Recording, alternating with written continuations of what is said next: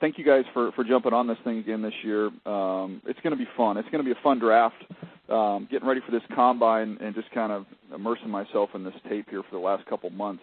A couple big picture takeaways. You always start with the quarterbacks. It's really a fascinating group because you've got tons of ability with these guys, but there are some question marks. Kind of, you begin with Joe Burrow, the best college season that I've seen from a quarterback that he had this last year. The question that's there is, what happened from last year to this year to see such a jump? And I think I've got a handle on that. But that's the question out there on him. You've got Tua with the medical situation, obviously a phenomenal player. You've got then that next group. Herbert's been a little bit up and down. Love, grade 18, poor 19, and then Jacob Eason with a lot of talent as well. So it's an intriguing group of quarterbacks. But in terms of the depth and the talent in this draft, wide receivers and corners, especially the wide receiver group, as deep as I've seen. I've got 27 wide receivers with top 3-round grades in this draft. And consider average 31 are taken. We had a max of 35 taken in I believe that was in 2017. So this is a really phenomenal group of wideouts. And not all those guys are going to go early. They're going to end up spreading throughout the draft, but it's going to be a deep group. Really good at corner, really good at running back. And then when you look at some positions, maybe not quite as deep, tight end, edge rusher, and linebacker, just a little bit of a shallow group there. We've got a special player in Chase Young, who I think is the best player in the draft. And just overall, a lot of storylines. The teams that need quarterbacks, they're clumped together, 5, 6, and 7, Dolphins, Chargers, Panthers. And then they're clumped together 12, 13, 14 with Raiders, Colts, Bucks. So how this, the jockeying for position takes place for the quarterbacks is going to be a lot of fun to follow. So with that, we can get cranking here and look forward to answering your questions. Thanks again for your time. Daniel, can you discuss the Georgia prospects and then Jake Fromm, what he has to prove to the NFL scouts? And Andrew Thomas are the two that I'm most interested in. Sure. There's a bunch of them. I won't go through all of them, but I think when you look at Jake, I had a chance to go visit with Jake and watch him work out. And, when you visit with him, you're immediately impressed just talking with him. He's very mature. He's engaging. You can see how he's kind of won over the locker room there at Georgia. He's going to be very impressive when you get in the room and get on the board and talk X's and O's. He's very sharp. The knock on him, the concern has really just been pure arm strength. And when I watch him, I've seen throws. I've seen him make some, the deep out from the far hash in the Florida game.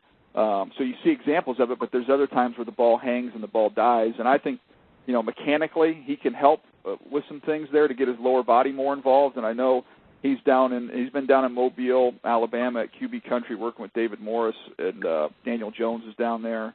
And, he's starting to make some progress there. So that's his challenge. And I have him in that second round range, and I don't think he's for everybody. But I think if you've got, run game defense and you want somebody to just be efficient and make good decisions, I think that's who Jake is. When you look at some of these other, players from Georgia, I have Swift as their top player, the running back. And he reminds me a lot of D'Angelo Williams when he was coming out. He's compact, but he's got great patience, vision, and quickness. He can really drop his shoulder and power through tackles. I think he's the first-round back to me in this draft. Andrew Thomas, you mentioned the big left tackle. He is powerful. He's dominant in the run game. He can anchor in pass protection. He's very aware. He's just on the ground a little bit for me, and that was a concern. Some of the balance issues. I know some teams would like him to kick over to the right side, but I definitely think he's a first-round tackle. And then you kind of go through the rest. Georgia's got so many guys, all these linemen. Isaiah Wilson is intriguing just because he's so big. 6'7", 340 pounds. He's a little bit stiff, but he's got a lot of ability, and you kind of go all the way down through the list here. A lot of those other guys I think are day 3 players. J.R. Reed, the safety, is the only one I have yet to do. I've got about 8 or 9 safeties left to watch, and he's one of them. So I'll get to him before we get to Andy. Thank you. Thank you, Mr. Ledbetter. Our next question comes from Dan Witter with Chicago Tribune. Your line is open. Hey, Daniel, a couple tight ends I was curious about. Number one, what jumps out to you about Harrison Bryant's skill set when you look at him? And then when you're assessing Brycen Hopkins, how do you juggle the upside versus project equation with him? Sure, good question.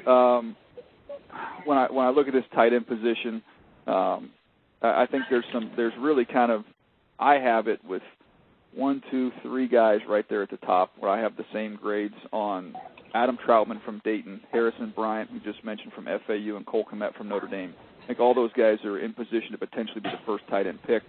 I don't think any of them are first-round guys. But when I look at Harrison Bryant, they split him out. They use him all over the place.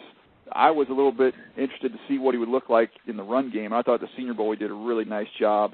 He's obviously athletic, can high point the ball. He's an easy mover, kind of a Dennis Pitta type of a player is who I thought he was, and then he did a really good job, blocking when you got to the Senior Bowl. So I think he's in the mix to be the first overall guy. And then when you look at Hopkins, he's real fluid. He's a clean route runner, but there was a lot of drops when I watched him. So that was kind of my concern there, and you're going to need to continue to grow and develop as a blocker. So I put him, literally the grade I gave him is a developmental grade, which kind of puts him in the, in the 4th, 5th round range.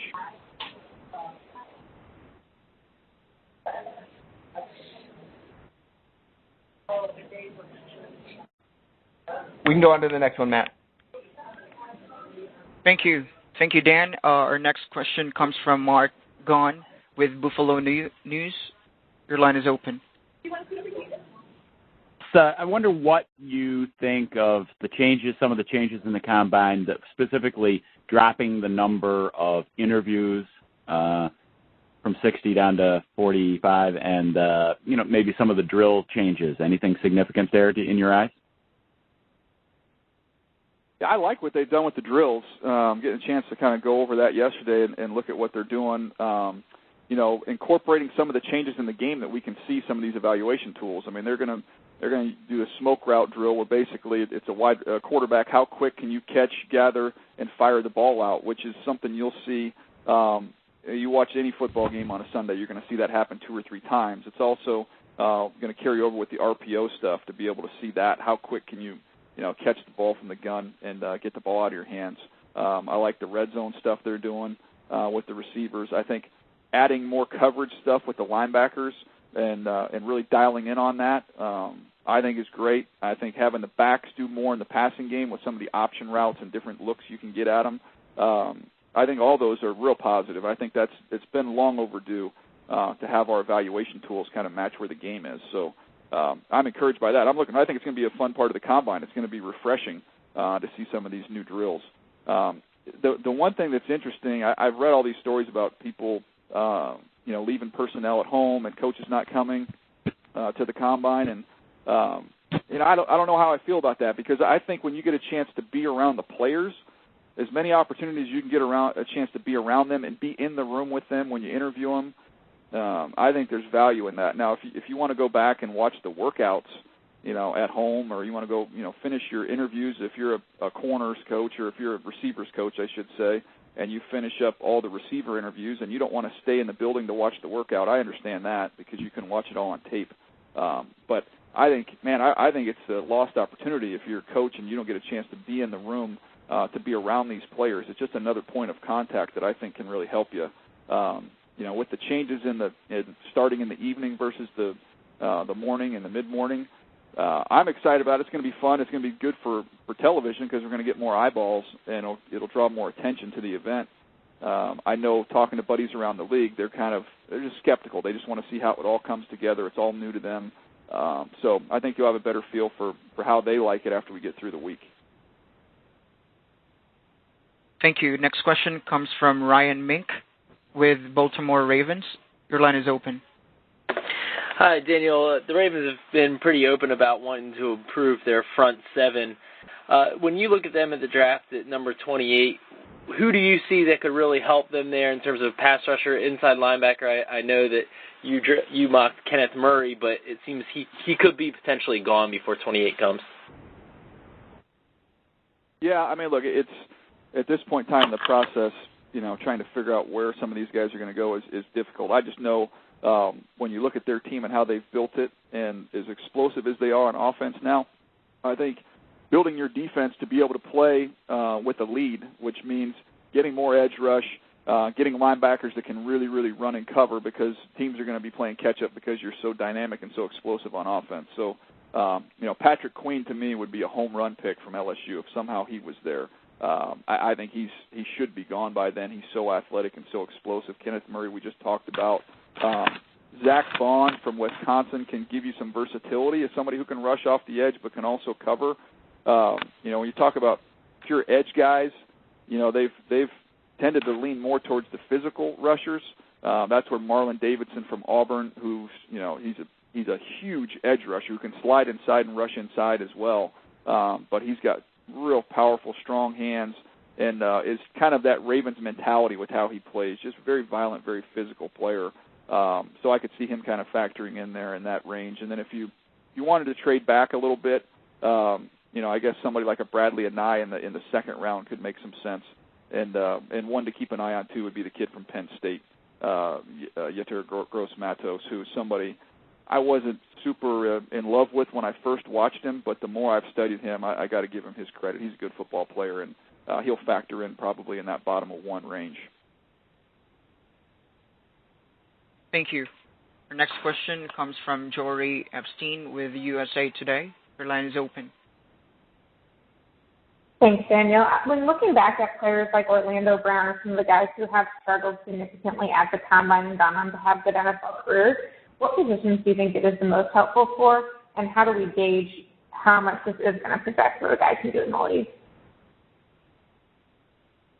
You cut out a little bit on me, but I heard you talk about Orlando Brown and just kind of the combine impact and not getting carried away with it with your evaluation. I think it's a great example of why it's important, and these teams do this, is to get your board set before the combine. It's kind of an anchoring effect. Once you have the board up, then maybe you can split some ties at the combine, which is a good way to do it. If you've got the same grade, guys are clumped together, the combine can be a good tiebreaker and factor in the workout, maybe more so there. But in his case, he was somebody that was punished way too much for a poor workout because the tape was so good, and where he came into that combine and where he ended up was way too far of a drop. So that's kind of a great example of a warning sign there for teams that don't stray too far from your initial board once you get it up.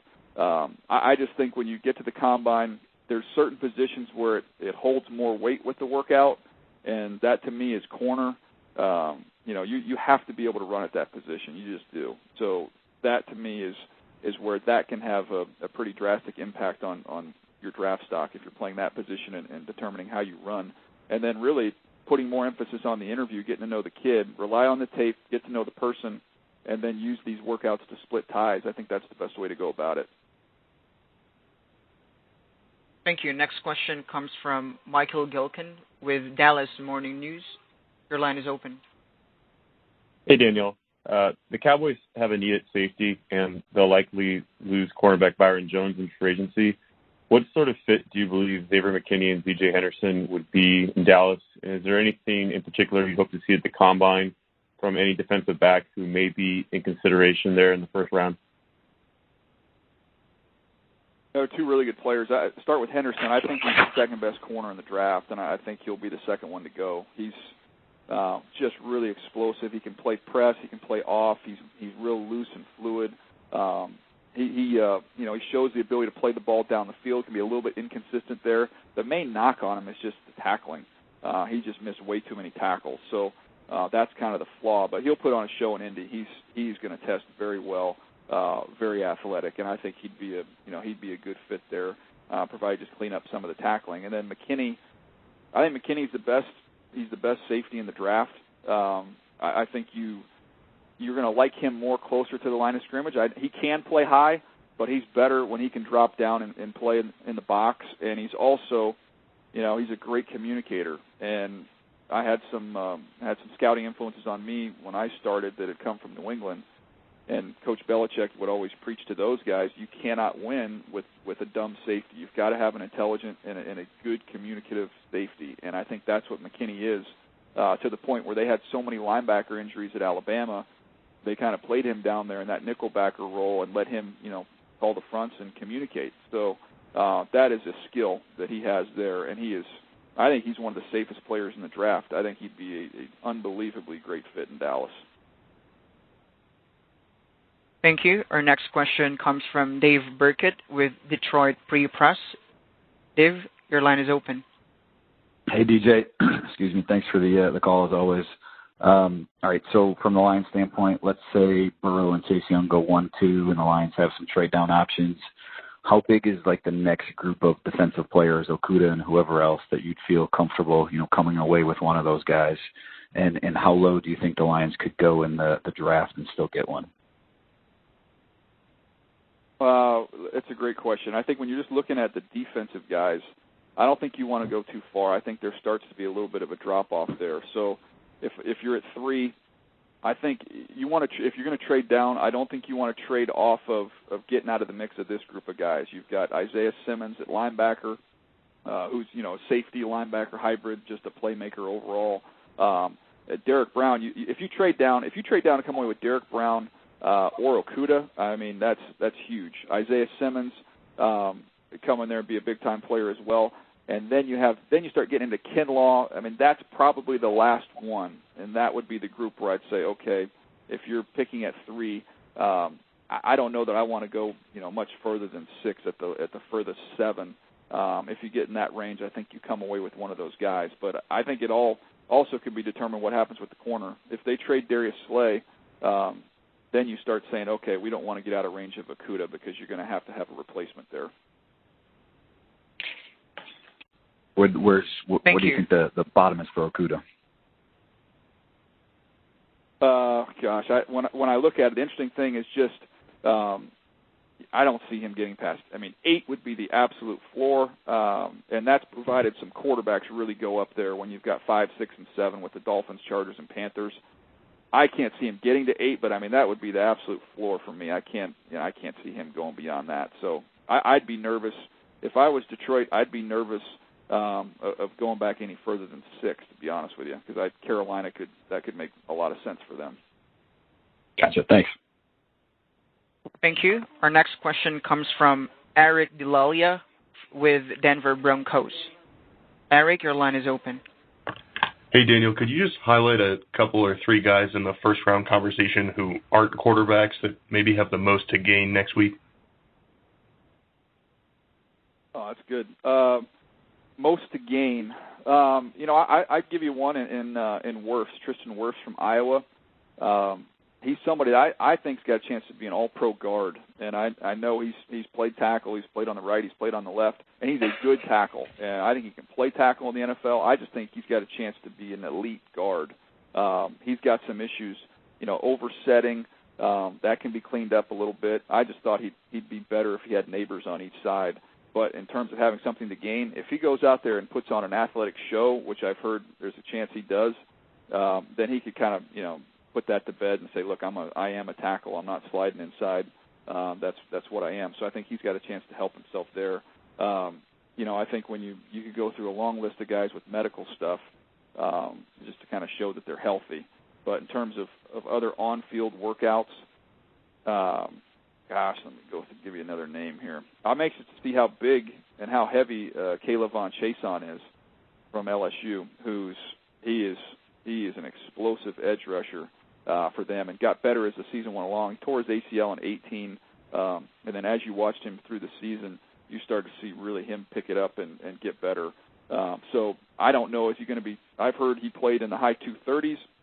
I've heard he could be in the low 250s now. So how big he is could go a long way in helping him. And then I think corner-wise, it's always, as I mentioned earlier, it's big on the 40. So when you get some guys that maybe have a little bit of a question mark there, how fast are they going to run? I think you've got a chance to really help yourself. Christian Fulton from LSU would be the prime example. A really solid, really good football player, just concerns about his deep speed. So what does he run? Thanks. Thank you. Next question comes from Ryan Dunleavy with New York Post. Your line is open, Ryan. Hey, Daniel. I'm curious what you think the Giants do it for? I saw in your mock you had an offensive tackle, which is obviously a big need, but with a defense that needs so many playmakers, that has no playmakers really, desperate need for them, is that a place to go, or is how you would weigh trading down for them, I guess similar to the question about the Lions, how you would see them trading down for more picks to fill all those holes? Well, they've got a lot of holes. You pick up there for a reason, and I get what you're saying about, finding some playmakers on the defensive side of the ball. But, look, as an organization, your number one priority is ensuring that Daniel Jones is going to grow and develop and be a success. So if I have to go through another year of watching some vanilla, boring defense lacking in playmakers, I'm going to do that if it means I can go ahead and get my left tackle that's going to protect this kid for the next 10 years. So that would take priority over for me. And I know there's some depth at the tackle class. I think that Mekhi Becton is a freak from Louisville. He is an absolute freak, and I'm not in the business of trading off freaks at a need position. And he is a left tackle. He's a better version of Bryant McKinney. He's going to be that guy for the next 10, 12 years to protect your franchise quarterback. He's so big and so long and so athletic. Even when he's not perfect, it doesn't matter because nobody can get through him. He's 6'7", 370 pounds. You just don't see guys like that come around very often. So I know trade back options exist. I know you can take a defensive playmaker. To me, I'm not trading off that pick. I'm sitting right there and taking Mekhi Becton. Thank you. Next question comes from David Zingaro with NBC Sports Philadelphia. David, your line is open. Hey, Daniel, you mentioned the wide receiver class and how impressive it is. The Eagles were obviously in the market for one. You would think this year, when you look at the area they pick, the low 20s there at 21, which players do you anticipate will be available, and which of those guys kind of fits what they do and would make the most sense? Well, I mean, they could use all different styles of receivers when you talk about getting a Z or an X slot. I think they would prefer to have the speed, which is Jerry Jeudy. I don't anticipate that he'll be. I mean, not Jerry Jeudy, Henry Ruggs, I should say. Jeudy will be long gone. I assume that Henry Ruggs will be long gone as well. But that, to me, if you were going to say home run pick for the Eagles, who is it? It's Henry Ruggs, just because of how much speed and juice he would give to that offense. But I think Justin Jefferson has got a chance to be a high volume slot receiver who's a lot like Keenan Allen. Could fill that role. He can work in traffic. He's really good down in the red zone. He led he led this entire draft class with touchdowns down in the red zone this year at 12. So he's a point producer, and he'd be a great fit for them. I love Brandon Ayuk from Arizona State. I think he's a stud. He's tough, competitive, run after catch guy. Needs a little polish, but he can return as well, so has some value there. And then you kind of get into like T. Higgins, I think will probably be there. Who's real tall, long, and rangy. You're hoping you're drafting A.J. Green. I don't think he's on that level, but that's the style with which he plays. So there's a little bit of concern with him just getting off press. Some of the better competition that they played later in the year, he struggled a little bit with that. So I would say that group of wide receivers is probably the ones they'll be staring at. Thank you. Next question comes from Kareem Copeland with the Washington Post. Kareem, your line is open. Hey, Daniel. Everybody's got Chase Young plugged in number 2 with the Redskins. Is it a mistake to even consider moving out of there and going back, considering how many holes they've got at a lot of spots? And if you do decide, or if they do decide to move back, what kind of haul would you need to make that happen?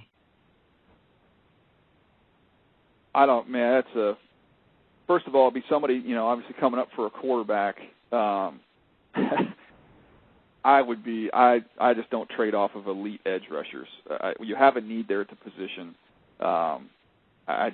Those guys are hard to find. So to get a player like that, you would have to blow my doors off to get me to trade off that pick if I was the Washington Redskins. So, and I'm not going back far. I mean, to be honest with you, I'd be, 5, 6, and 7 are the only teams I would even consider talking to, and you're talking multiple ones plus some sugar. I mean, you've got to get a lot to get out of there because even if you get to 5, you won't see Chase Young at that point in time. So you're trading off of a premier player at the second most valuable position in the sport.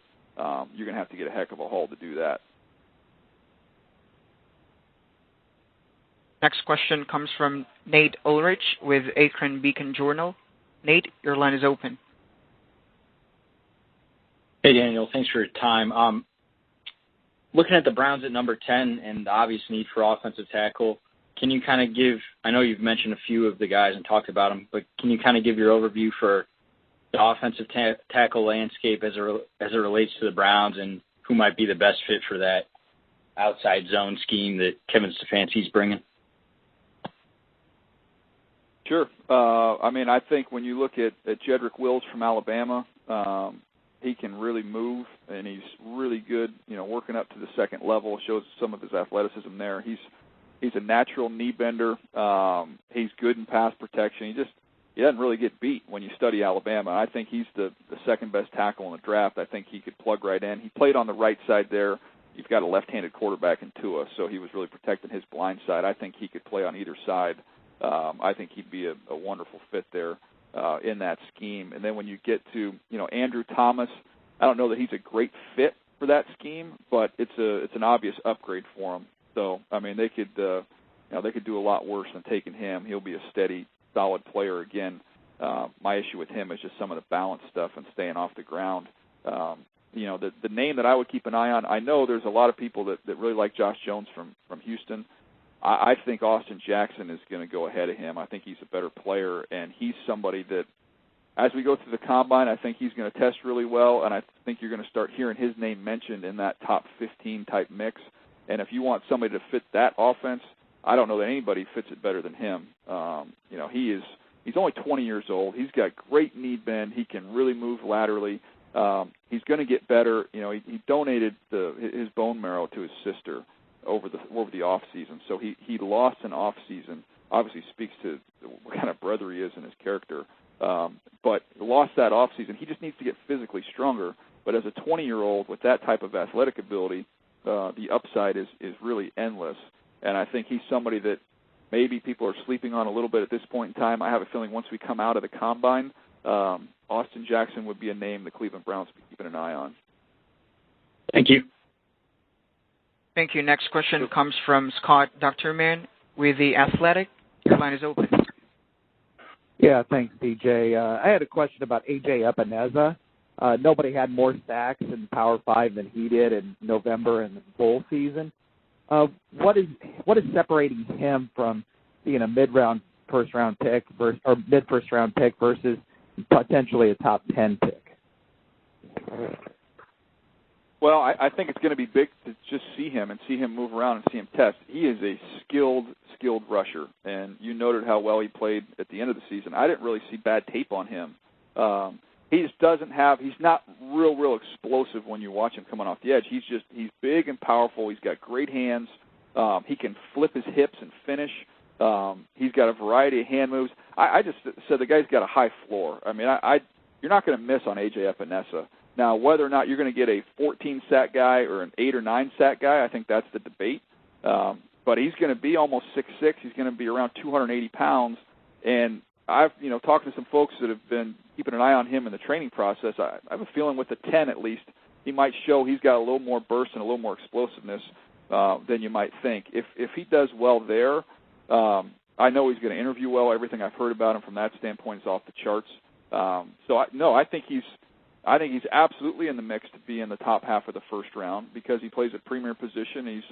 He's a really good football player. So I think he's a one. I feel like he's a lock as a one, and I think he's got a chance going through the process to find his way up into the top half of the first round. Thank you. Thank you. Next question comes from Bob McManaman with Arizona Republic. Bob, your line is open. Hi, Daniel. My question is simply if there's such a thing as a sure thing can't miss guy other than maybe Chase Young, when you're talking about the Cardinals at 8, are you looking at a can't miss guy as a tackle, or is it one of the two top wide receivers, or is it Isaiah Simmons, or is it somebody I'm missing? For the Cardinals, I look at them and I see needs everywhere, but I also know that if they want to run the offense the way it was designed to be run, they have to get better up front.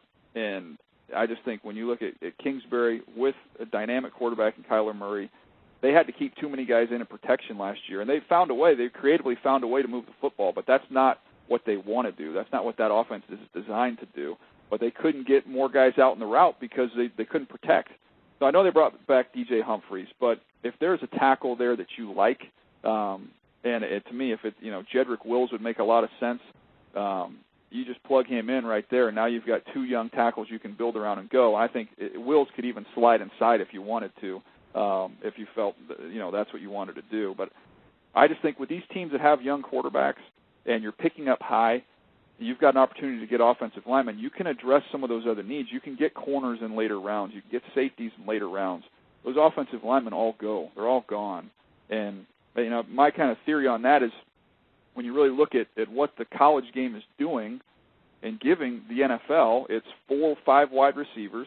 So it's not a shock when you look at the depth of these draft classes. You see wide receivers and corners, and then you see offensive line that just doesn't have that depth. Ball's out right away, so protecting hasn't been as important at the college level. We just haven't seen as many quality offensive linemen. So when you've got a young quarterback and you're picking high enough to get an impact starter to protect him for a decade, I just think that trumps all your other needs.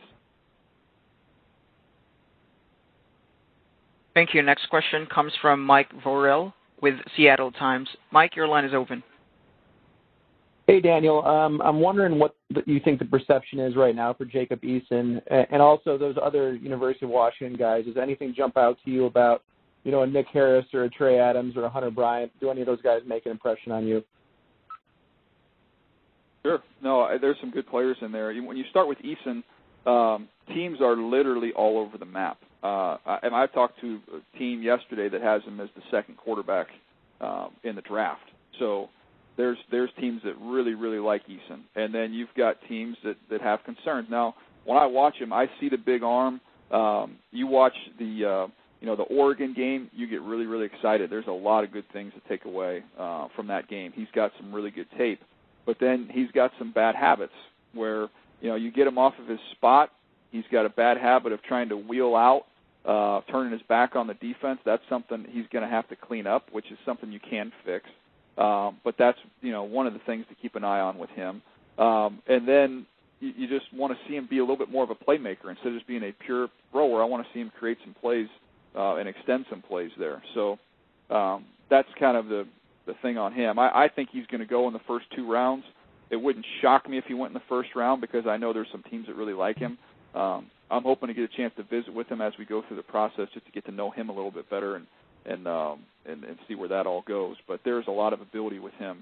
When you look at some of the other guys from UW, Nick Harris, he's going to be a zone center. He's not, he's 293, and it's almost an artificial 293. Like he's puffed up to get there. He's going to play lighter. But having been around Kelsey and with the Eagles and seeing him at a lighter weight just play at a very, very high level, that's what you're hoping you're getting with Nick. I think he's probably going to be a third or fourth round pick when it's all said and done. But just really quick first step, quick hands, great on combo blocks. You can pull him outside. He's really, really smart. Just when you get real heavy size over his nose, and we saw that at the Senior Bowl, he can get exposed a little bit. So that's that's kind of the concern with him. When you look at the tight end, the tight end is he's explosive. Now, I compared him to Gerald Everett when you're talking about Hunter Bryant.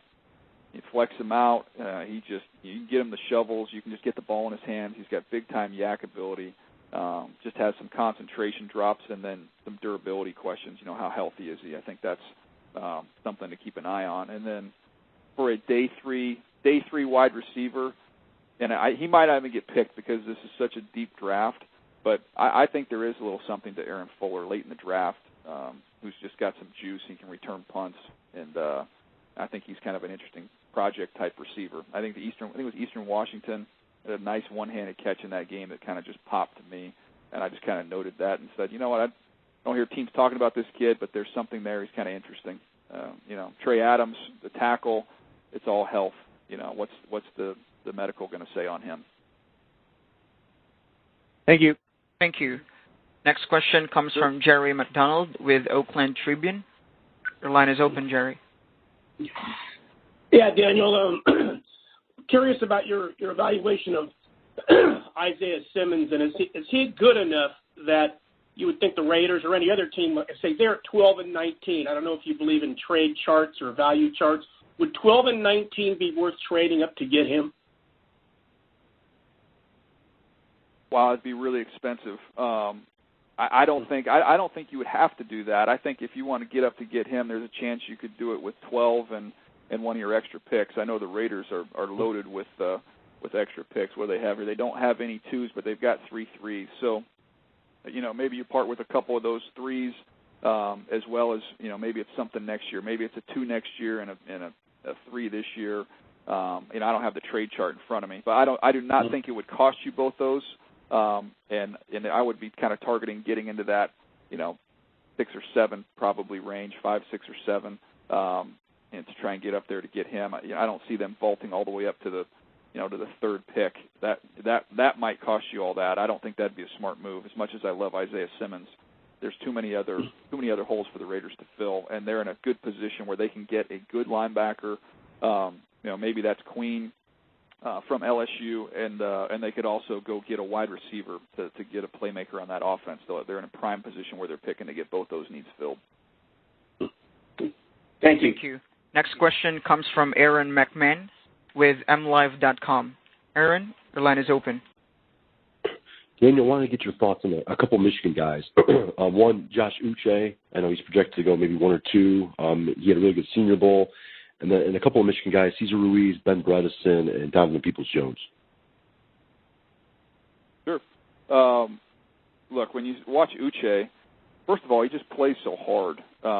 That's the first thing that jumps out to you when you study him. He's 8.5 sacks. He stands up. He can play on the ball, off the ball. He's really just the motor's what jumps out to you. You can use him as a looper. He's a finisher. Now, at 6'0", 241, you're kind of like, what do I do with this guy? Where do you play him? Can he play on the edge? I thought at the Senior Bowl, especially in the game, he was dominant rushing. So I know when you get in sub packages, he can rush off the edge. And I think he's athletic enough that you can play off the ball on those early downs. So I gave him a grade which kind of puts him in that 3rd round range. I think he's just a really good football player, and I like the kind of the edge that he plays with. With Ruiz, I think he reminds me a lot of Travis Frederick. When he was coming out, he's just firm and strong. He's consistent each and every game. He plays with great awareness.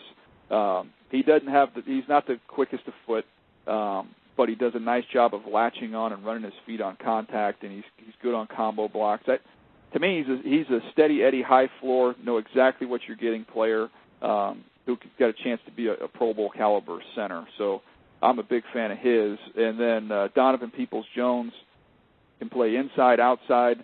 He's really, really a creative route runner. He gets off the line easy, real efficient in his movement. You see the ability to make plays on the back shoulder balls. He's just not real dynamic, in my opinion, when I studied him. That's kind of the knock on him. In a normal draft, he's probably a 2nd round pick. In this draft, he's probably a 3rd or 4th round pick, just because there's so much depth. So we'll see what he runs. He runs well. That could help him, and maybe he gets back into that day 2 conversation and locks himself in there. But he's a really good player. And Bredesen, I think, was the other one you mentioned. Obviously, you love the size.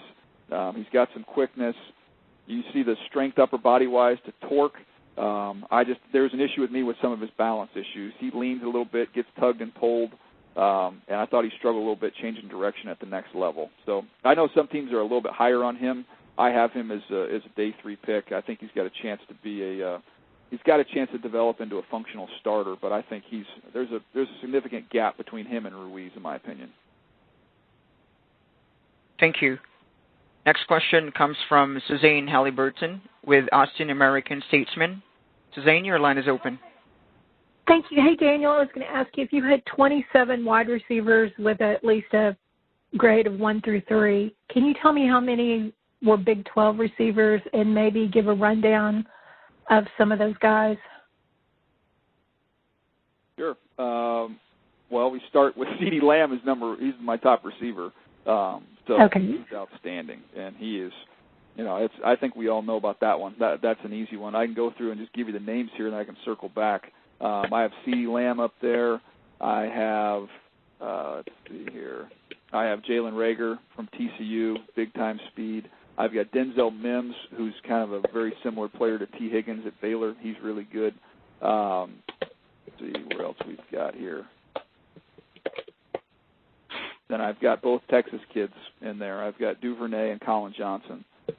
They're kind of at the bottom of that group, but that's the guys I have there from the Big 12. So just kind of going through them. And when you look at who I think is the best receiver in the draft, in CeeDee Lamb, he's just so tough. You can play him inside, outside. He wins 50-50 balls.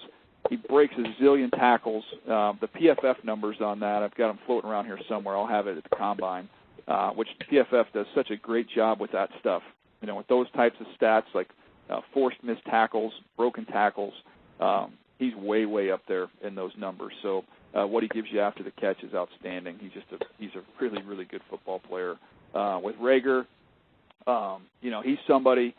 I think that one of the things people are trying to find in this draft is you're trying to find your version of Tyreek Hill. Now, he's not as fast as Tyreek Hill, but he's going to run the 4.3s.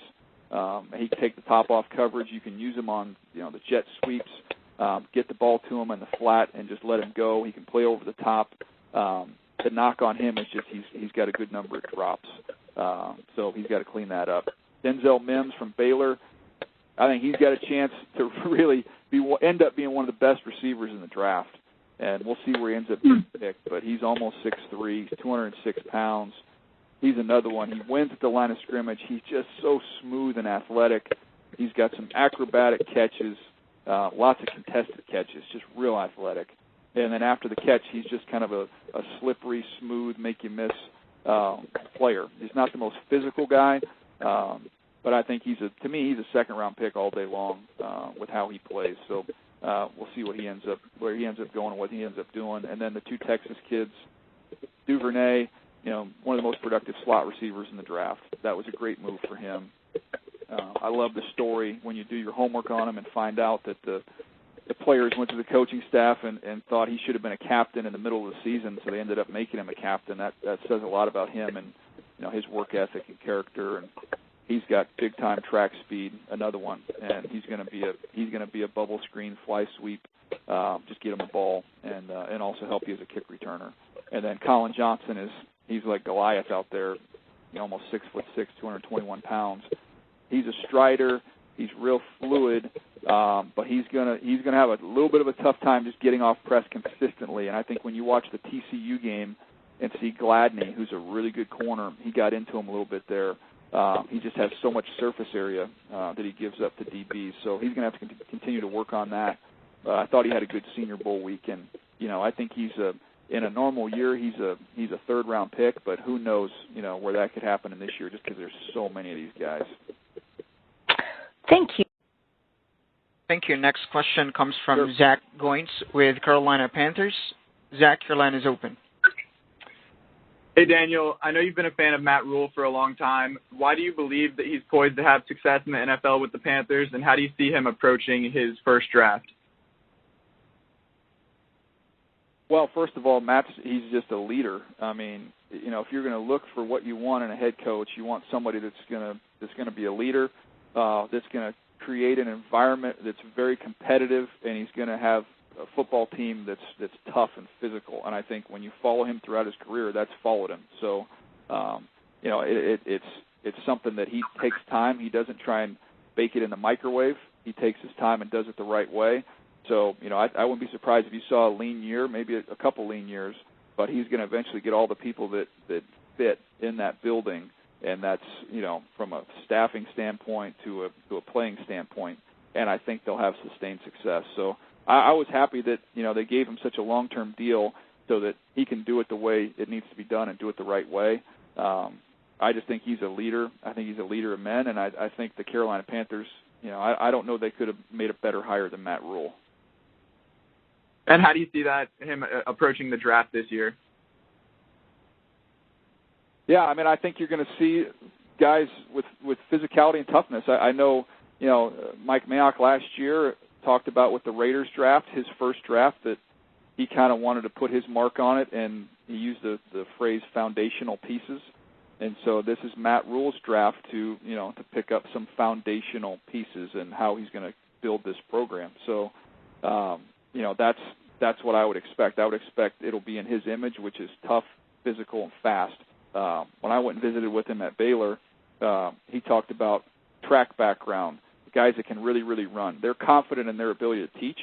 So there might be some guys, especially once we get into the middle rounds, maybe guys will go a little bit higher, but if they're tough and they're fast, and maybe they're not great football players right now, they're a little bit raw, developmental, I know they have a lot of confidence in their group as teachers to be able to get it out of them. So that's kind of the traits I would keep an eye on for them. It's finding guys that can really, really run and really tough. Thanks. Thank you. Before we proceed with the next question, again to all participants, if you would like to ask a question, please press star followed by the number 1. Next question comes from Justin Rogers with the Detroit News. Justin, your line is open. Hey, Daniel, I wanted to circle back quickly to the Lions at 3.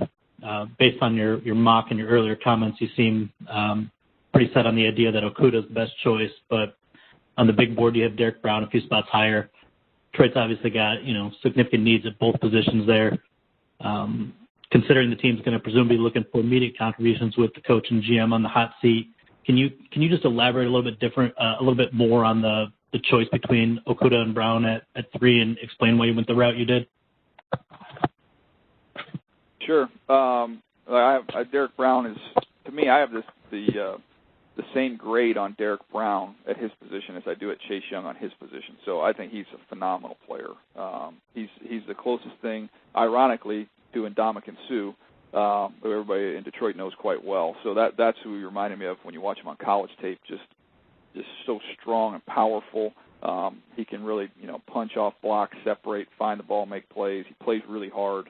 So he's outstanding, and I think when you plug him in there, he would make you talk about an immediate impact. Oh, he'll make an immediate impact on every single down as an interior player. And Okudah, look, he's somebody that you're going to let him just press and just mug people at the line of scrimmage. He's so long and twitchy and fluid. He can find the ball.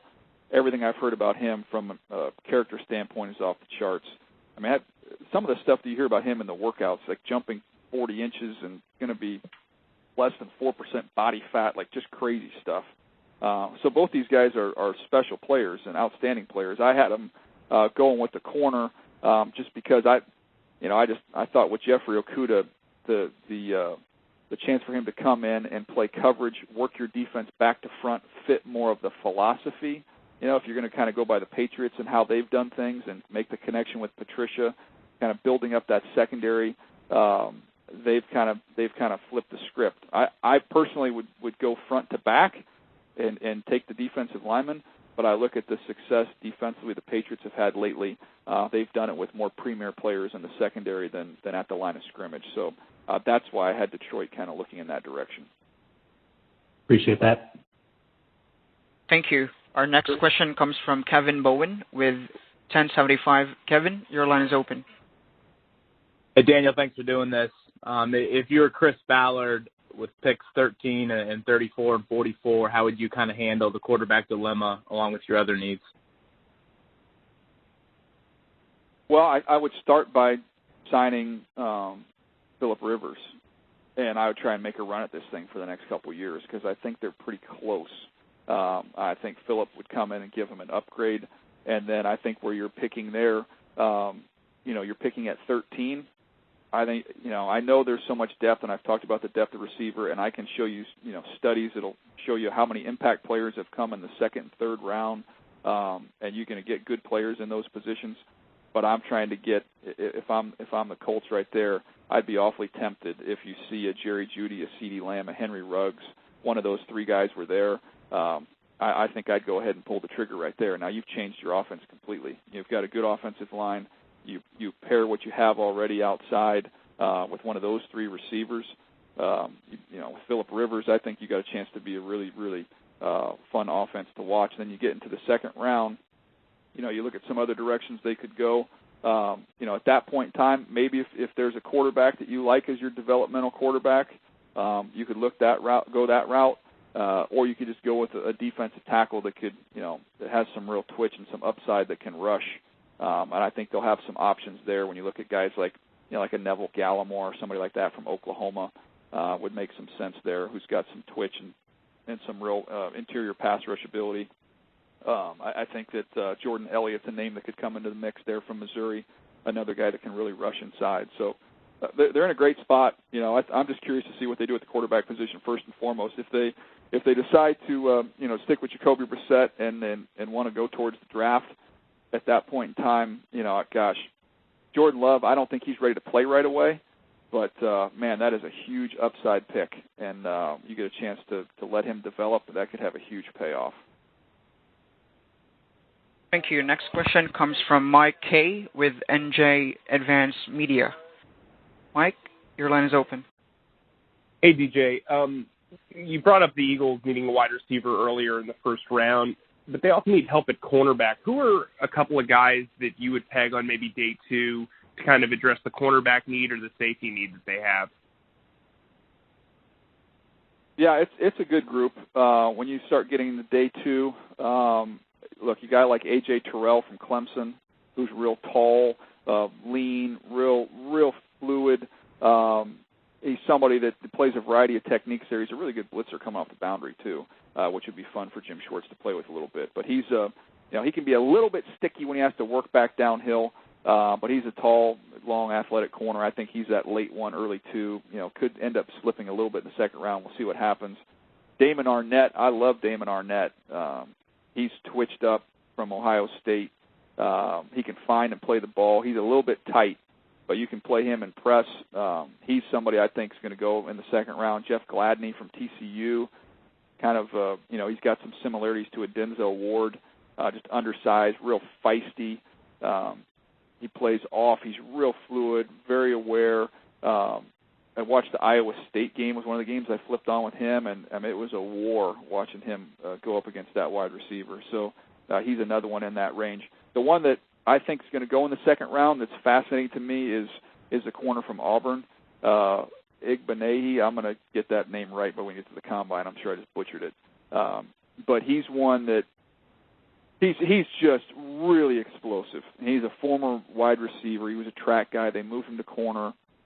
Really, really ultra twitched up, but he struggles to play the football, and that to me is my concern. He doesn't have any interceptions. He's always in phase in the right position, and then especially the LSU and the Alabama games, he just struggled to find and play the ball. So I think he'll get drafted in the second round based off traits, but there's still some development to take place there. And then another name I would just throw in the mix would be, Diggs. We'll see what happens with Diggs from Alabama, who's got some, he's got some Aqib Talib type skills. Question is just pure deep speed, but real fluid. Obviously Stefan's brother there, the wide receiver with the Vikings. So former wide receiver, kickoff returner, really, really, really skilled athlete. The question is just how is his deep speed, and he's just okay as a tackler. So it's a good group. I think if you want to take a corner in the second round, I think that's kind of the list of names you'd be choosing from, and I think there's a lot of good players in that group. Thank you. Next question comes from Matthew Perez with Washington Time. Matthew, your line is open. Hey, thanks. I was just kind of wondering what makes Chase Young that once in a generational talent, but then also what can he do for the rest of the defense? How can he kind of unlock the Redskins' defense if that's where he goes? Thanks. Well, I think when you watch the last few games of the season, you can see the benefit that he has for everybody else up front and just creating one-on-ones. He draws so much attention. And, I feel like it's interesting because I've used the phrase, generational talent. When I say that, it almost feels like it's a slap in the face to what Ohio State's done, because when you look at the Bosa brothers and how good they are, he's in the group with those guys. So I do want to clarify that. He's the best player in this draft class. I actually had a little bit higher grade on Nick coming out than Chase, I had a higher grade on Chase than Joey. Obviously, Joey's been a Pro Bowl, perennial Pro Bowl player. He's outstanding, but he's one of those type of guys, and the impact he has. Not only is he, he's going to win his one-on-ones when he gets them, but he's going to create so many double and triple teams his way. It's going to be able to let the other guys eat a little bit. So when you can pair him up, we look at Washington and Montez Sweat. Montez Sweat going to see nothing but one-on-ones, and he's going to have a chance to have a huge year if this is the pairing that ends up coming together. Thank you. Next question comes from Chris Boyle with Daytona Beach News Journal. Chris, your line is open. Hey, Daniel. Just wanted to compare and contrast the draft chances for a couple of running backs from Daytona Beach, Appalachian State's Darrington Evans and UCF's Adrian Killens, the type of schemes and roles them best fit, and what grades do you have on both of those kids? Yeah, sure. Obviously, one of them's close to my heart there. When we talk about Darrington Evans at my alma mater, App State, he's outstanding, man. He's got big time juice. Both these kids. Obviously, Killen's a track star, so he's got juice. But Darrington, he's going to go much higher. He's got a chance to go in the third round range. The first tape I popped on was UNC Charlotte. He goes 87 for a touchdown. I remember, just paying attention to him as obviously a fan of the team, having gone there.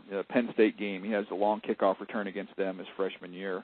Zone scheme, one hit and go. If you look at Raheem Mostert, what he did in the last few games with the 49ers, to me, this is the same kid. This is the exact same skill set. So if you are in that Shanahan system, the Shanahan scheme we're seeing all over the league right now, those teams are going to love him because he can get lateral, 1 foot in the ground, get upfield, and explode. He needs to get better in pass protection. He knows that. He's got to get a little bit stronger, but he's going to be involved in the screen game, and you get a crease, he's going to go. So I'm a big fan of his. I think he's got a chance to be a third-round type player. Killens, I was a little surprised. I don't think he's going to the combine, which was surprising. Now, he's obviously really little. He was at the East-West. He was 5'0", 7'3", so 5'7" and 3/8", 162 pounds. But he's a 200-meter champ in the state of Florida. He's got quick feet. You get to the perimeter, he's gone. I wrote down my comparison. I wrote DeAnthony Thomas and the kind of career he's had, spot play, use him on special teams, kind of more of almost kind of a gadget player. But at 162 pounds, as you can expect, there's not a lot of play strength.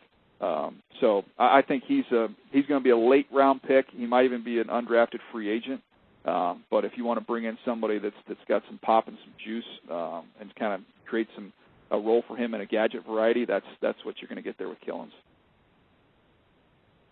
Thank you. Next question comes from Sam Fortier with Washington Post. Sam, your line is open. Hey, DJ. What are your expectations for Tua's stock at the Combine, and how high do you think he, Herbert, and Love, all three of them, could rise between now and the draft?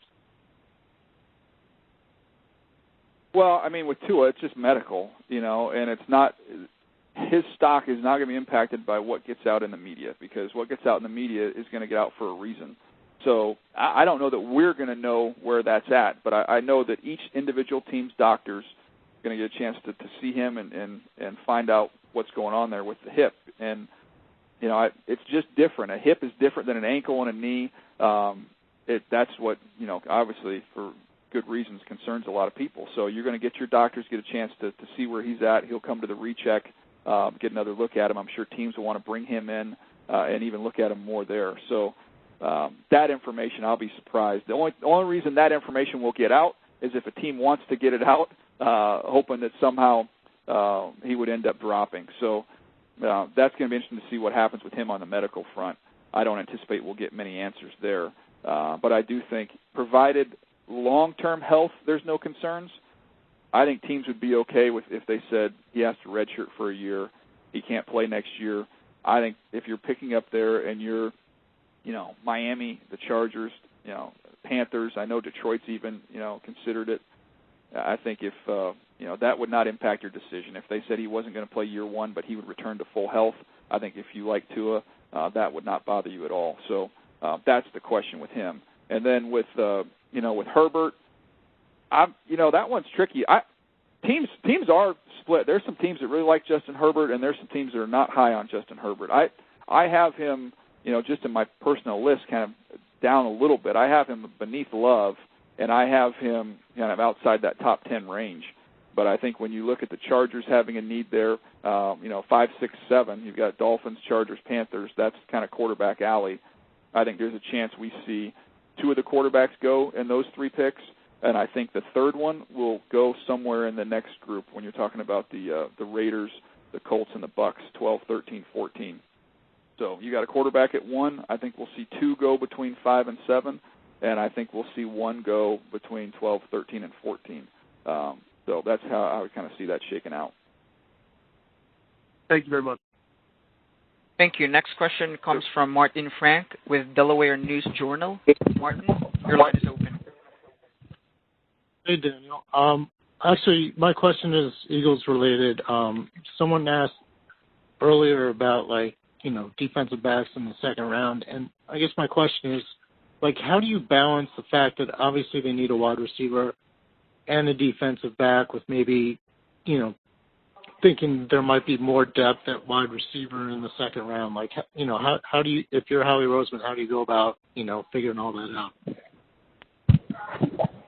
Well, I think, first of all, we got to start with free agency. We'll see. If they end up making a move to free agency at one of those positions, then that could free up. I think, when you look at the free agent group, I think it would be more likely they would get a corner in free agency, which would really free them up to take, big-time impact receiver in the first round. So that to me will go a long way in figuring out what the heck they're going to do with their first-round pick. But I think there's a good pool there's a great pool of receivers to choose from outside the first round, and I think even corner-wise, going through that list of names we went through a little bit earlier, there's guys that will come in and start and help the team right away. So I think it's a situation where you're just true to your board. Who do you have the higher grade on? I don't think you have to play the supply and demand game if you're the Eagles, because those 2 positions, I think you'll be happy with what you get in both rounds. Just take the higher-rated player in the first round. All right. Thank you. Thank you. Sure. Next question comes from Evan Bland with the Mahal World Herald. Evan, your line is open. Hey, Daniel. I'm just curious about the 4 Nebraska players at the Combine coming up. I guess, how would you evaluate the draft stock of Lamar Jackson and Darian Daniels, and then what can a couple of defensive linemen like Khalil Davis and Carlos Davis do at the Combine to improve their standing? Yeah, let's start with Lamar Jackson. For those listening, no relation. Look, you love the size. He's over 6'2". He's 206 pounds. I just had a question about some of the twitch and explosiveness with him. He can really play the ball up in the air, but there was a lot of separation when I watched him on tape. So that to me would be interesting to see him. Just does he have that real burst? I have him in kind of the later rounds right now, so we'll see what he does there. With the other one, you say Darian Daniels, plays that nose. I have a higher grade on Darian Daniels than I do on Lamar Jackson, but he's doesn't have a lot of pass rush, but he's got some range in the run game. He's got quick hands. He's got some knockback, just kind of push the pocket right now. But in a league right now, as much as the ball's being thrown around, the fact that he doesn't really rush the passer, to me, he's I have him kind of in that 6-round range for me. And then the other 2 defensive linemen with Khalil Davis and Carlos Davis. Khalil, I have a higher grade on him than on Carlos. Khalil, he's got the ability to kind of widen and bull. He's got some power. I thought he needed to play inside. They played him outside. I like to see him exclusively there on the inside, but he's got some shock in his hands. There's something to work with him. Again, kind of a late-round guy. And then with Carlos, he just plays too high and gets uprooted, likes to kind of stack and peak, and I'd like to see him just kind of fire off the ball and play a little bit lower to the ground. So I had an undraftable free agent grade on him. Thank you. Next question comes from Travis Wingfield with Miami Dolphins. Travis, your line is open. Hey, Daniel. We've seen a pretty wide range of price tags to trade up for the quarterback into the top portion of the first round. The big discrepancy between RG3 and Sam Darnold trades, for instance. How does Tua Tagovailoa's medical concern affect the possible compensation for a trade-up, say, into that third spot with the Detroit Lions? Well, I think it's it's a huge part of it, and it's because what if you're making the gamble to go up there and get him, you're betting your job. So you better know that his health is 100%. And I think if you are iffy on his health and there's concerns there and there's major issues, it's one thing to take him. It's another thing to sacrifice a good portion of your draft to take him. So I do think that's going to have a major impact. Now, if he comes through this combine and comes through the medical recheck and they say, man, we have no concerns whatsoever and your medical people are fine, I think you'd see a more aggressive compensation, for a team trying to get up there and get him. So I think it's a great point. You'll know, if a trade does go down, you'll know that the medical information came back very solid based on the return that they get. Thank you. Thank you. Next question comes from John Reed with Florida Times-Union. John, your line is open. How you doing, Daniel?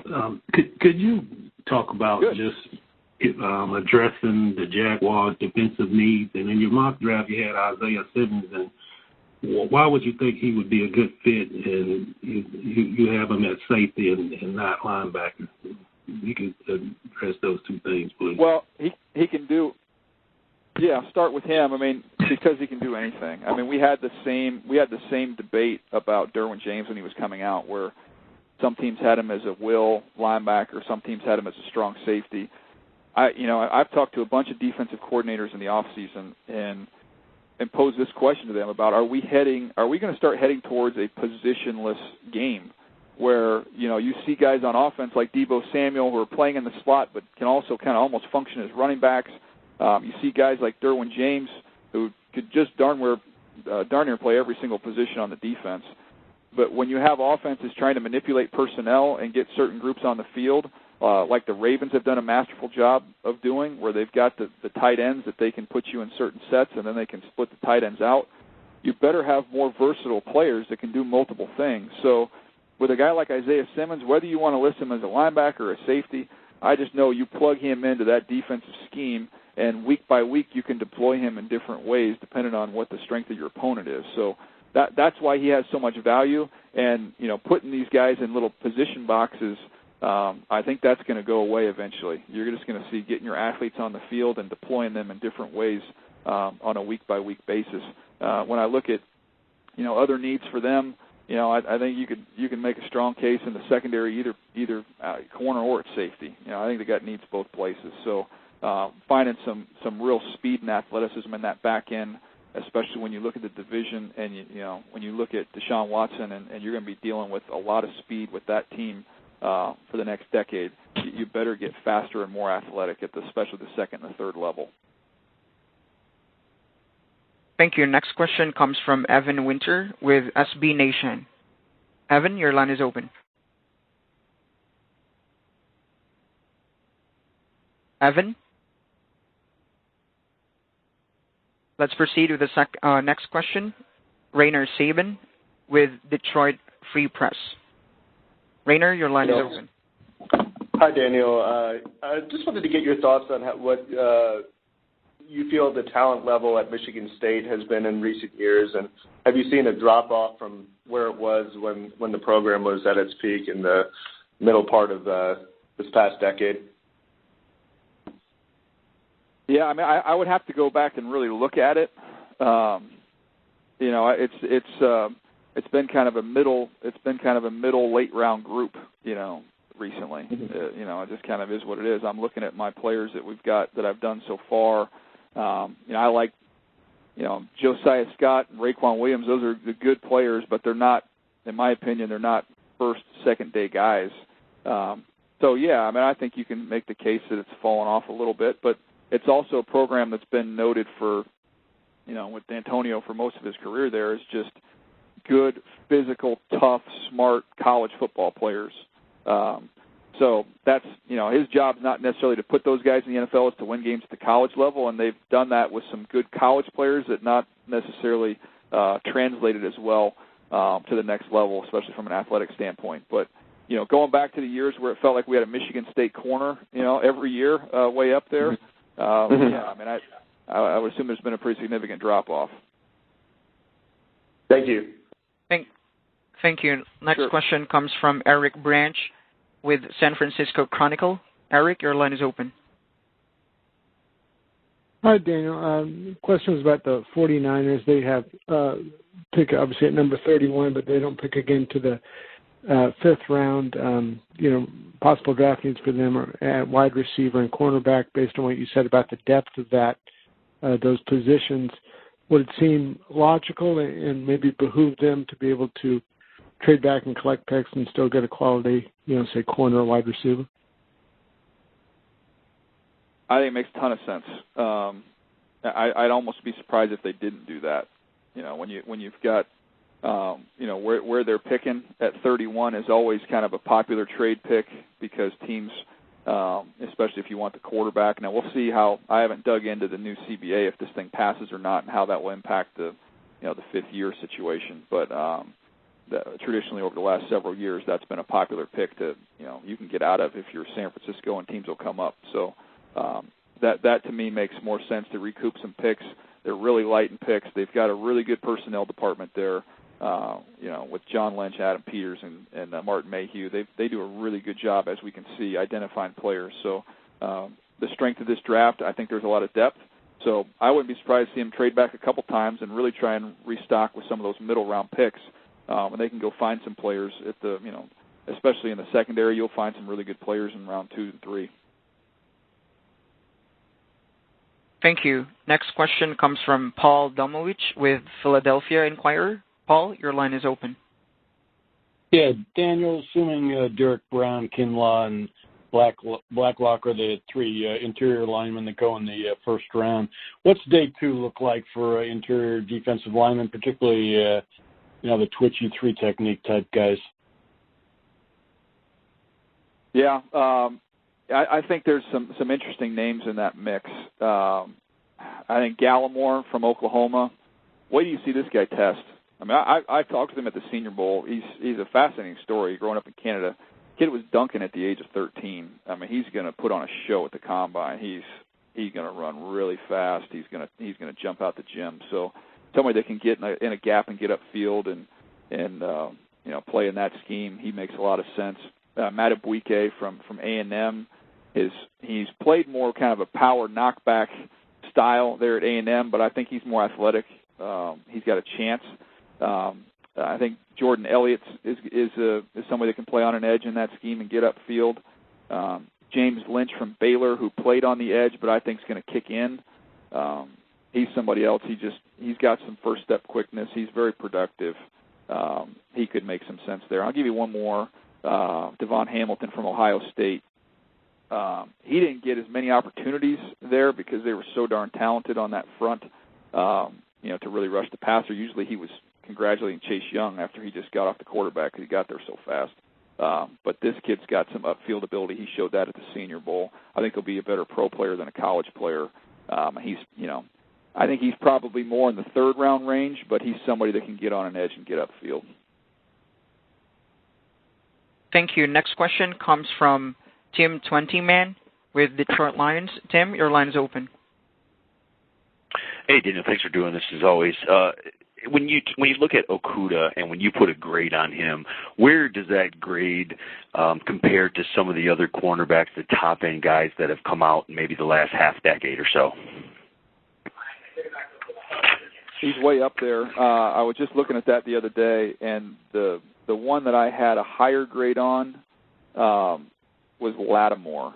I think that might be the only one. I mean, I've got a big grade on him, and he just does everything. He does everything you'd want in terms of a size, length, twitch, competitiveness, intelligence, ball skills, toughness. I mean, he checks all the boxes. So, yeah, he's I would say just beneath Lattimore in terms of my college grade over the last, if I have to go back and look at it, but I don't know how many years that'll go back, but it's way up there. And as a player, when you're trying to figure out, okay, who does he remind you of? It's Gilmore, Stephon Gilmore, when he was coming out of South Carolina. He went a little bit later than he should have. Obviously, Defensive Player of the Year, but we've seen what type of talent he has, and this kid has that type of ability. Thank you. Next question comes from Matt Wenzel with MLive. Matt, your line is open. Hey, Daniel, you kind of touched on a couple guys briefly earlier, but I was wondering what Michigan State guys you have the highest grade on and what your evaluation of Kenny Willekes is. Sure. I have Josiah Scott is the top one. He plays outside. I think he's going to be a nickel. He's got makeup speed. He can pattern read. He's really fluid. He can find the ball. He just got outsized a little bit on the outside, loses some of those 50-50 balls. But, he's somebody that I have as the top guy, and that's, he's probably in that fourth-round range for me. Raekwon Williams right beneath him. He can play the 1 and the 3 technique. He's got the ability to collapse the pocket. He's all power and bull rush. He just doesn't have a great get-off, and he's a little bit stiff. So I had him. Those are the top 2 guys. And Willekes, I had beneath those guys. More effort than really twitch and explosiveness. He kills tight ends, man. He loves to play over tight ends. Does a great job against them. Has a little, long arm. He can bull rush. But I just didn't see a ton of twitch or a ton of burst with him. Although I'll give him credit. He did some good things down in Mobile at the Senior Bowl. So I had him in there. And then you've got, a couple guys out underneath him with, Rourke. I don't anticipate that he'll get picked. Cody White is a kick returner. He just has a lot of drops when I studied him. Thought he was more of a one-speed player. And then Batchy, you have the, what happened with him missing games, which you know about. And then I thought he did a good job directing traffic. He could float and sort and fill and make some plays there. I just thought he had really average speed and range, and I didn't anticipate he would get drafted. Daryl Stewart, another wide receiver who I thought was a free agent who's good on bubbles and tunnel screens. He can work some in the middle of the field. I just didn't see a lot of juice. Thank you. Thank you. Next question comes from Jonas Schaefer with Baltimore Sun. Jonas, your line is open. Thanks, Daniel, for doing this.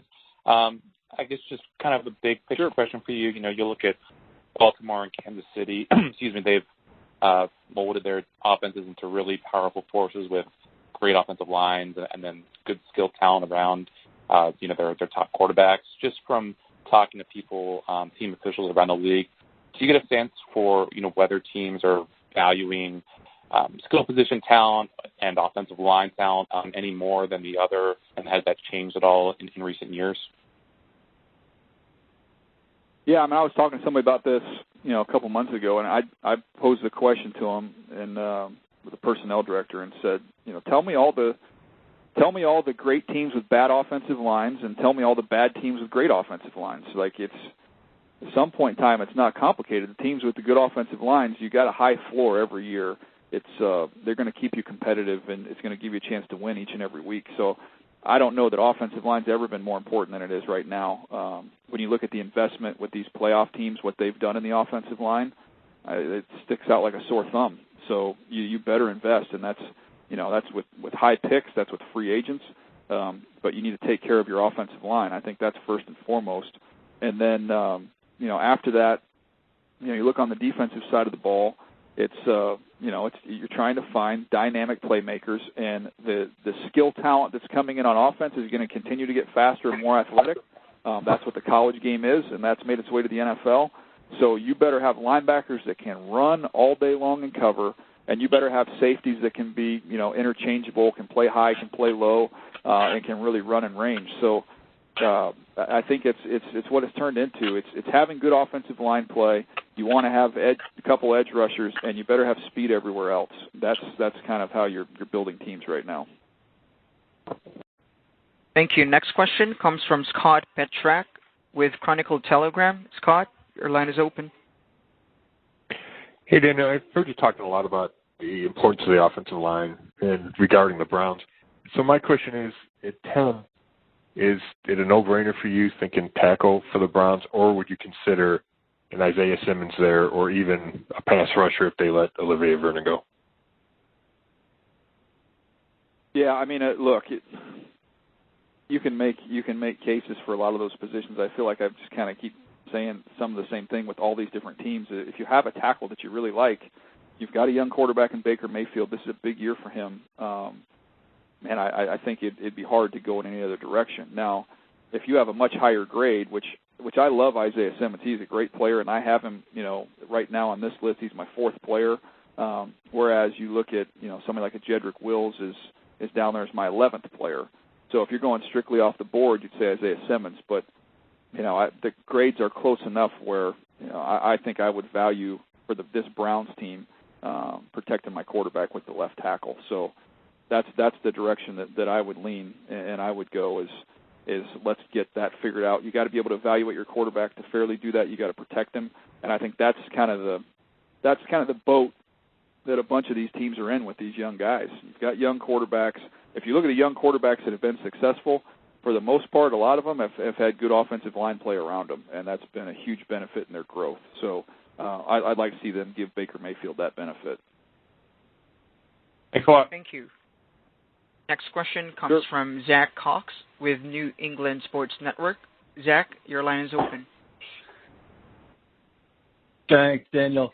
With the Patriots obviously having such a need at tight end this offseason, who in this class can you see as being a good fit for their offense? Well, I think there's 3. I think you can make a strong case for 3 of them with, Cole Kmet from Notre Dame, who's a big physical. He's the one that if you're saying, okay, who looks like Gronk and who, kind of has that physicality to him, it would be Kmet. Now, he's not nearly as athletic as Gronk, but he's somebody with that big catch radius. He's tough to tackle. He's big and physical and strong, and he's good in the run game. He can create some movement there and help you. So he's a nice two-way tight end there. And then, Adam Troutman. I haven't talked a lot about him today, but the kid from Dayton is he's 6'5", he's 250 pounds. Obviously a small school, was a high school quarterback, switches to tight end. Now his position coach at Dayton was also a high school science teacher. So this kid, he's going to just continue to get better and better. And the crazy thing is he's really polished. He knows how to set up defenders. He can separate. He's got wiggle. He wins a lot of 50-50 balls. He had a great Senior Bowl week. I thought he was outstanding there. I thought he was the best tight end down there, it was a good group. And he's somebody, I think, for the Patriots that give you a little bit more separation and athleticism at the position.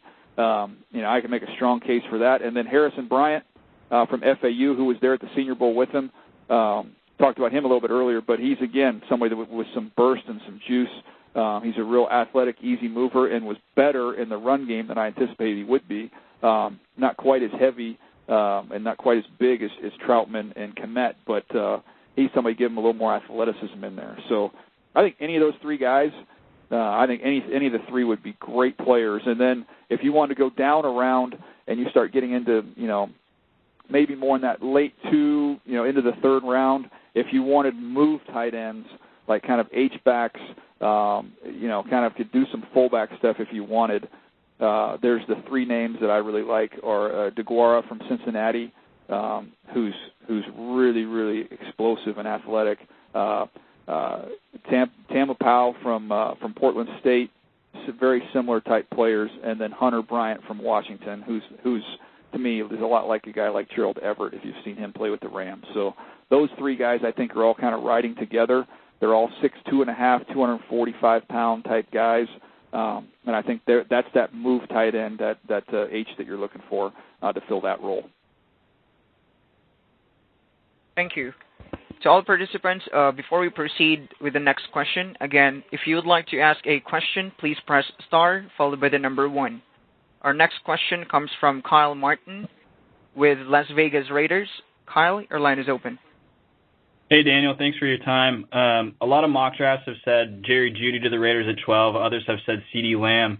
For John Gruden's offense, who do you think fits his style more? He likes his wide receivers to know all the positions, just their knowledge and IQ of the game. Who do you think is a better fit? Wow, I mean, it's tough to answer that question because I have them touching each other on my sequence list. They're a little bit different styles, but I think both of them would fit beautifully in that system. I mean, Jerry Jeudy, it's just what do you value a little bit more? And I think you can make a case for either guy. Jerry Jeudy, you're going to get a little bit more separation. You're going to get a little bit more route polish, which you could say that fits Gruden really well. I think he's going to primarily play inside. I think he's going to be a slot. But then when you look at CeeDee Lamb, I think you get a little bit more of an outside guy. You can play inside, but I think I'd like to keep him outside. And then you're going to get a little more physicality and toughness run after catch with him. So he's a little bit more of a contested catch player. So if I'm looking at, how does it fit with them? If you wanted a Z receiver, and then maybe somebody that could come inside to the slot, I guess I would lean towards Jerry Jeudy on that one. For those two factors there, I think CeeDee Lamb. I'm probably going to play him outside, but he could do a little bit of everything as well. Thank you. Thank you. Our next question comes from Jameson Hensley with ESPN in Baltimore. Jameson, your line is open. Hey, Daniel. Obviously, the Ravens want to improve in the wide receiver area. Is there any value at the bottom of the first round as far as wide receivers you see in this year? I think so, James, and I can find them in every portion of the draft. But in terms of, guys that would make some sense for the Ravens, I look at them as getting guys with, again, I talked about last year building a track team around him, around Lamar Jackson, and they did that at the wide receiver position last year with Hollywood Brown. I would go back and get more speed and just continue to add more speed. Look what the Chiefs have done. I would double down. And I think, Laviska Shenault would be a fun toy for them. Somebody that can, be in the slot. You can use the fly sweep stuff with him. You could put him in the backfield with Lamar, hand him the ball. He's done that a bunch at Colorado.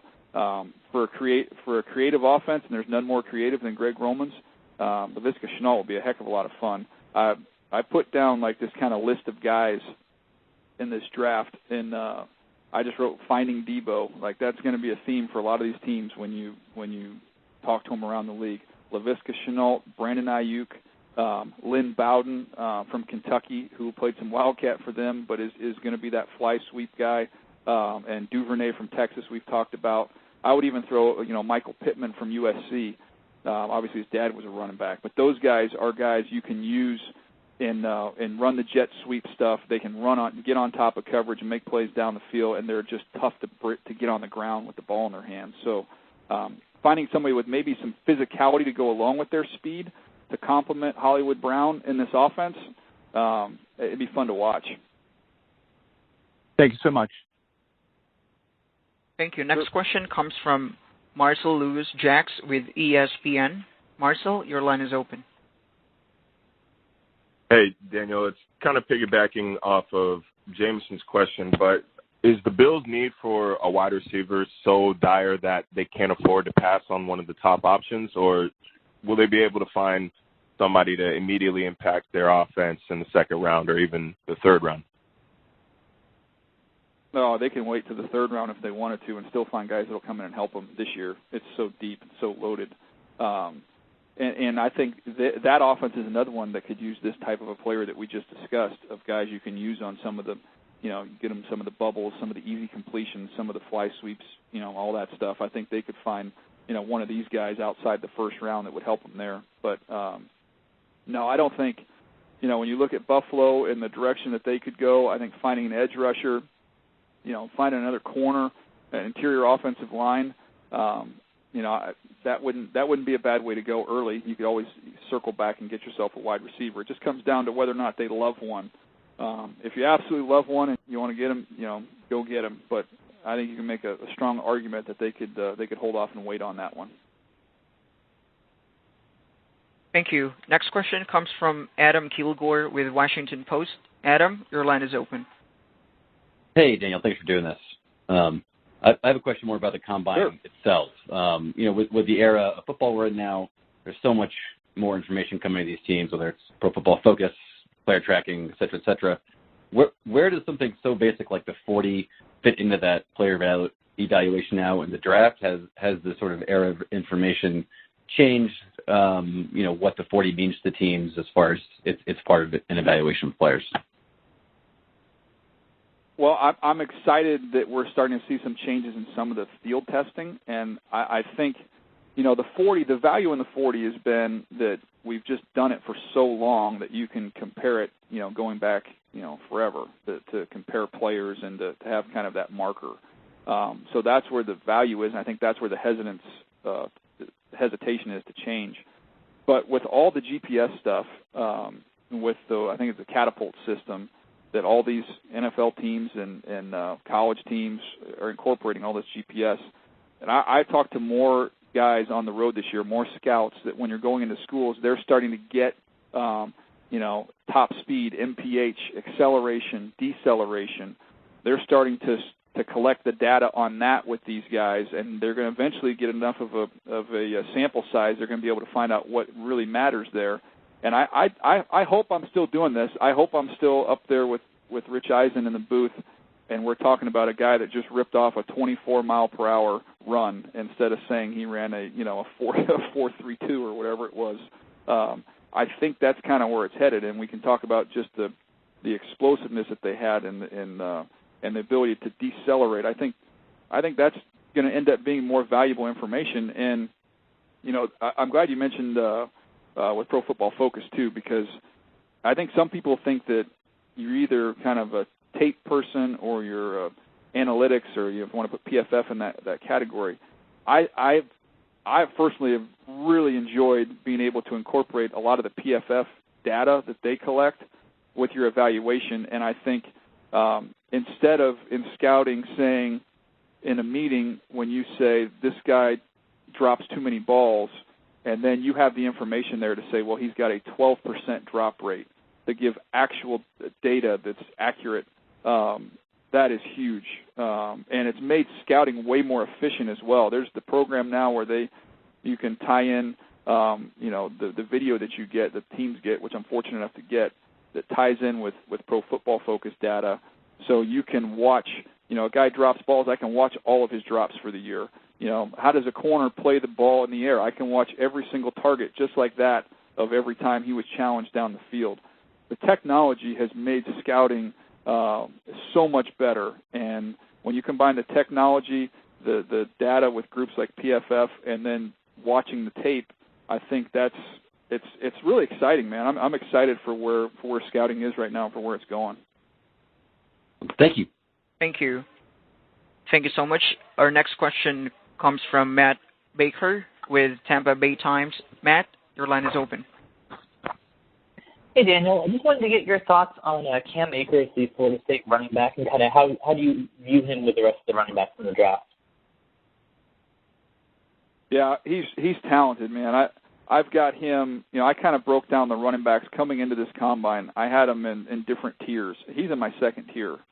So I had Swift, Edwards-Helaire, and Dobbins in my top tier, and then I have Taylor and Akers. Taylor from Wisconsin and Akers just right below that. He runs really hard. Obviously, he's a five-star kid, all the accolades coming into school, but use him in some wildcat stuff. He runs through contact. He's strong. He catches the ball out of the backfield. He's got good patience. He'll press and bounce. He's got a good feel for that. He doesn't. I don't believe he possesses that elite top speed. It'll be interesting to see how he runs there in Indy. But if you told me 4 years from now that Cam Akers ended up being the first or second best back in this draft, I would not be surprised at all. I think he's really talented, and I think he's got a chance to start getting more in the conversation. They just weren't any good. Florida State wasn't any good. And sometimes when you're a player that's on a team and a program that's in the place that program was at last year, he had all the reason in the world to shut it down, and he didn't do it, which told me a lot about him as a competitive kid. So I think teams like him as well. I think he's a really good football player. Thank you. Thank you. Next question comes from Alex Byington with Montgomery Advertiser. Alex, your line is open. Hey, Daniel. I appreciate this. You were just talking about the 40. I wanted to ask you about Henry Ruggs and just, your evaluation of him overall, and how much do you think an impressive showing, a record-breaking showing even, 4.2, 4.21, could do for his draft stock next couple months? Well, I'm everybody's talked about who will be the first receiver taken? Is it going to be Jeudy or is it going to be CeeDee Lamb? I firmly believe Henry Ruggs is in that discussion. I think it's a three-man race to be the first receiver. I think he's going to absolutely fly. Everybody knows it's coming. He's still going to do it. I think the second number will be a 2. I don't know what the third number will be, but he's the closest thing to Tyreek Hill that I've seen since Tyreek Hill entered the league, and just looked like he's been on a different speed than everybody else. This kid does the same thing. He's so sudden off the line of scrimmage. It is instant death for corners. He's by him and it's over. You can use him on the jet sweep stuff. You can use him on kickoff return. I love watching him as a gunner on punt. It shows just how tough he is. And the thing that nobody talks about, I know that the production for these Alabama kids, it's all somewhat limited because it's the best wide receiver core that I've ever seen in college football. Because as good as these kids are with Ruggs and Jeudy, when you watch 17 Waddle, who wasn't draft eligible, I mean, that dude is a freak. He can fly. Devontae Smith, a lot of us were surprised he didn't come out. He's a burner. They got 4 legit first-round players at the receiver position. So some of the production doesn't blow you away. But Ruggs only dropped 1 ball. A lot of times when you get these speed guys, you get inconsistent hands. This kid's got great hands, and he can fly. Now, he's not nearly as polished when you're talking about his teammate in Jerry Jeudy as a route runner, but I'm willing to bet if you went and polled the 32 defensive coordinators in the NFL and you gave them the video of the top 3 receivers and said, which one of these guys do you not want in your division, I'd be willing to bet a lot of money that Henry Ruggs would get the most votes. That's the guy that you do not want to face, and that's why I believe it's not over of who's going to be the first receiver. It's not a 2-man race; it's a 3-man race. And Thank you. I'm sorry. Next question comes from John Crike with Toronto Sun. John, your line is open. Hey, Daniel. I want to ask you about Canadians. I know you've talked a lot about Neville Gallimore, but did he sneak into the first round, and if so, how? And also, what are your takes on Notre Dame receiver Chase Claypool and Ohio U QB Nathan Rourke? Sure. Well, I haven't done the Ohio QB yet, so I don't think he's going to the combine. So I'll eventually get to him. Gallimore, yeah, he's got a chance to get in the first round. I have him outside the first round. I have him in the second. But as I mentioned, he's going to test incredibly well, and that'll generate some buzz and potentially get him in that discussion. I did not think he played to the consistency of a first-round pick, but the upside and athleticism, again, it's off the charts. So it's all there, the potential there for him to be a first-round pick. Claypool is another one of these receivers it's just so big and strong and physical. He's a 50-50 ball guy. That's kind of that's his specialty. The tough part when you watch the tape, he gets open a lot, and there's just some bad throws. Unfortunately, he didn't always get the best ball to deal with there. So he's another one who's a gunner on punt. He's very tough, very aggressive. He can really, really wall guys off in the red zone. He's a threat down there. He's just not a full route tree player. In other words, he's not going to be efficient running every route that you would have in your playbook, and that's going to take a little bit more time for him to develop. But I mean, the guy's 6'4" and change, 229 pounds, who has that type of toughness. So he's a really good player, and I think he's in this year's draft. He's probably in the 3rd, 4th round range because of just the sheer depth in the class. I was at the Senior Bowl. Was curious to see how he would do with Michael Pittman, and that was kind of the 2 guys I wanted to really see how they would compare. And I thought Pittman was a little bit better than him early in the week. Pittman got hurt, and ironically, the receiver I didn't have quite in that class was Antonio Gandy Golden from Liberty, and I thought he ended up outplaying both those guys during the week at the Senior Bowl, who's a big athletic receiver from Liberty. So it just speaks to the depth of this class that a guy like Chase Claypool, has a chance to be there potentially in the 4th round. So no fault of his own, it's just an incredible group. That's great. Thanks, Daniel.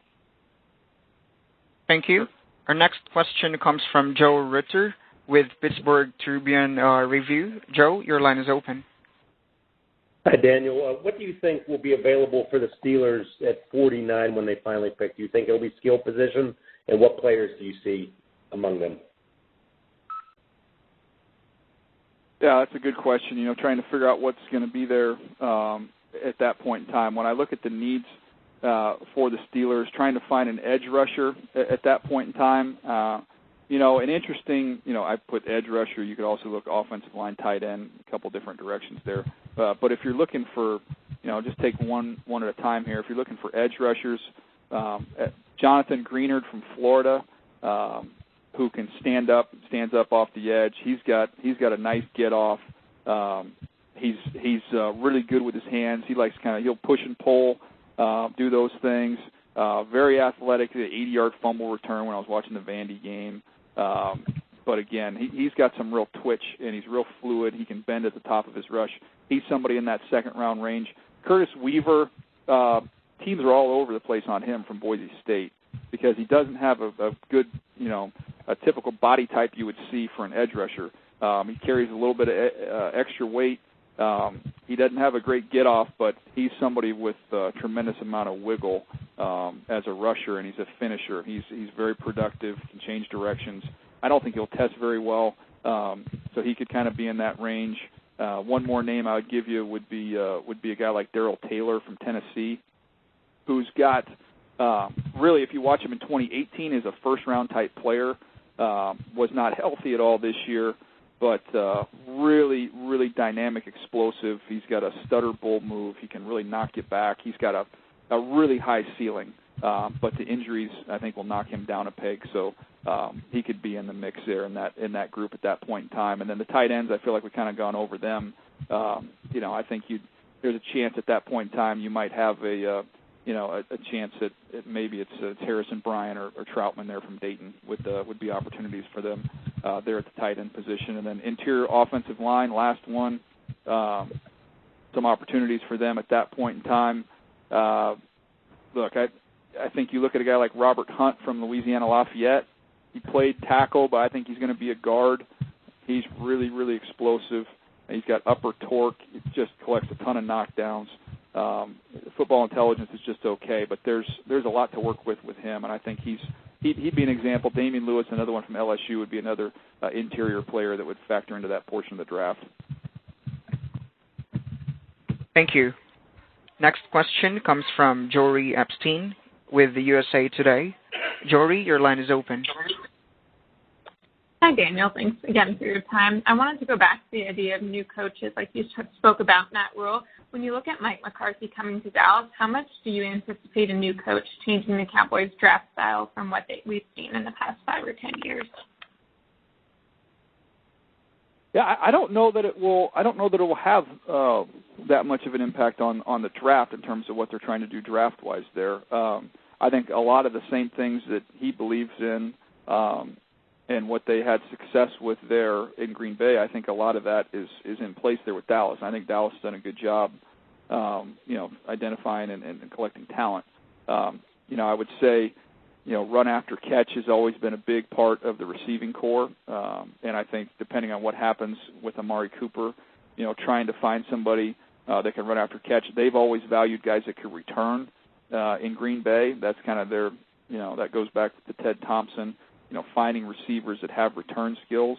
So like a great fit in that offense would be a guy like Van Jefferson from Florida as a receiver I compared him to Cooper Kupp.